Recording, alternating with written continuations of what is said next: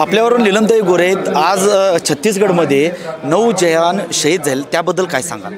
या संदर्भामध्ये मी खूप दुःखी आहे आणि ज्या प्रकारे आज त्यांचा मृत्यू झाला आहे त्याच्यामधून आपल्या सुरक्षा यंत्रणांमध्ये अजून आपण काम करू शकतो, परंतु हे सगळे जवान जे आहेत ते स्वतःच्या जीवावरती उदार होऊन देशाचं रक्षण करत असतात आणि त्या दृष्टिकोनातून याच्या मागे पाळंमुळं जी आहेत ती सगळी खणून काढली पाहिजेत असं मला वाटतं। एकीकडे लाडकी बहीण योजना जोरात सुरू झाली, विरोधक टीका करतात की 2100 रुपये देण्याने ती लाडकी बहीण योजने नियम कडक केले आहेत आणि योजना बंद पडली, आता लाडके भाऊ सावत्र भाऊ झाले असं विरोधक टीका करतात। मला असं वाटतं की विरोधक जे आहेत ना तर त्यांच्या थोडंसं मानसिक त्यांना धक्का बसलेला आहे, कारण लोकसभेनंतर कोणी कुठला पोर्टफोलिओ घ्यायचा विधानसभेत, विरोधकांना कसं बर्फावर झोपवायचं याच्यामध्ये खूप त्यांनी दिवास्वप्न पाहिली होती, पण ती सगळी मुंगेरी लाल के सपने झालेले आहेत।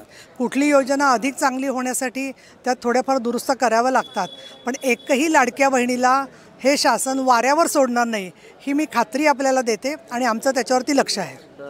आपण जर बघितलं तर बीडचं प्रकरण सध्या तापा लागलेलं आहे, मुंडे साहेबांचा राजीनामा मागायला त्याकडे कसं पाहता तुम्ही? मुळामध्ये हा सगळा राजीनामा किंवा एका व्यक्तीचा संबंध आहे की नाही हे जोपर्यंत आरोप सिद्ध होत नाही तोपर्यंत हे सगळे आरोपच असतात।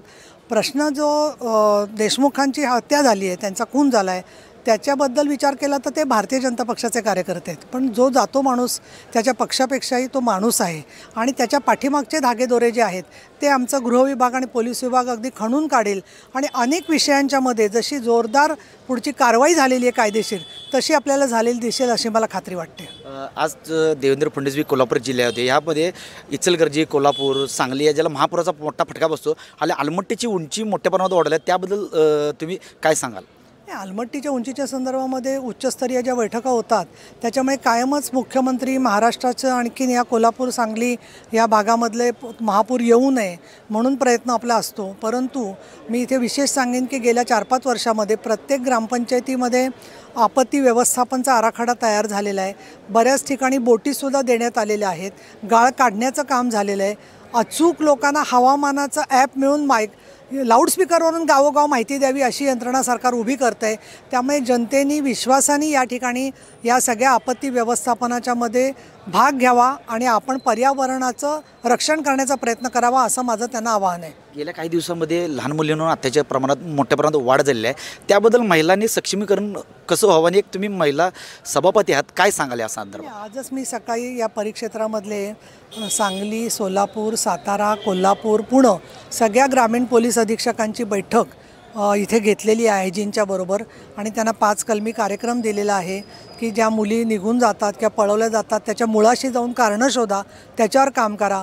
पॉक्सोसारख्या केसेसमध्ये भेट ज्यावेळेला घराला किंवा एरियाला द्यायची वेळ येते त्या पूर्णपणे गुप्तता पाळा, त्याचबरोबर त्यांना पूर्ण संरक्षण द्या 100% मुलींना, जेणेकरून त्या खचून जाणार नाहीत आणि त्याचबरोबर शाळांच्यामध्ये सुद्धा सुरक्षिततेच्या कार्यक्रमाबद्दल मी त्यांना सूचना दिलेल्या आहेत। मला असं वाटतं की मुलींनी धाडसी व्हावं आणि त्यांना आजच मला प्रवीण दीक्षित माजी पोलीस महासंचालक यांचंही पत्र आलं आहे, अनआर्म्ड एज्युकेशन फॉर प्रोटेक्शन, म्हणजे शस्त्र न देता सुद्धा स्वतःचं संरक्षण कसं करायचं याचं मुलींना आणि मी तर म्हणेन मुलग्यांना सुद्धा संरक्षणाची आज गरज लागलेली आहे, हे सगळं करण्यासाठी मी पोलिसांना सूचना दिलेल्या आहेत। आज मुंबईहून खास तुम्ही इचलकरंजी पत्रकार दिनाला काय सांगाल?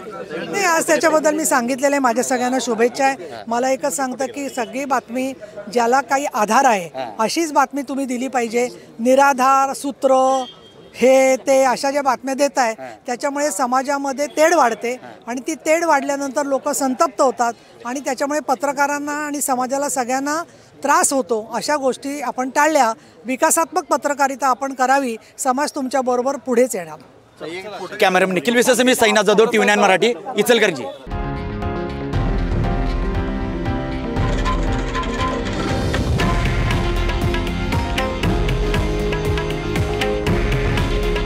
हे आहे देशातील नंबर 1 न्यूज नेटवर्क आणि आपण पाहत आहात TV9 मराठी।